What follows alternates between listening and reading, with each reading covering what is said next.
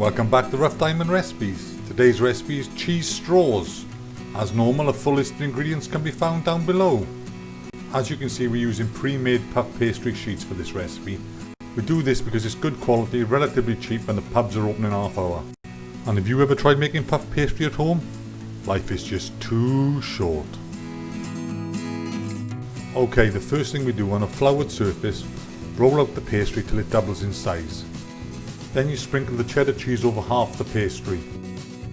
Then fold the other end of the pastry back over the cheese. Then give the pastry a light rolling to bring the two layers together. When this is done, brush one side of the pastry with the melted butter and sprinkle over the parmesan cheese.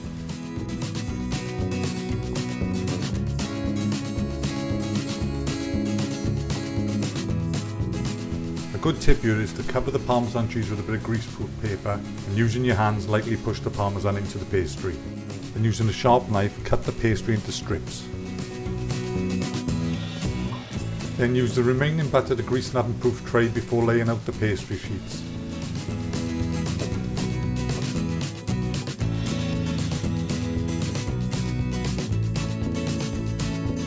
Then it's off to a preheated 180 degrees C oven for 15 to 20 minutes or until nice and crispy and brown. We hope you enjoyed this simple recipe. Feel free to subscribe, share and like and hit the notification bell, and hopefully we'll see you soon again on the next one. Bye for now. What do you mean the pubs still aren't allowed to be open? Oh.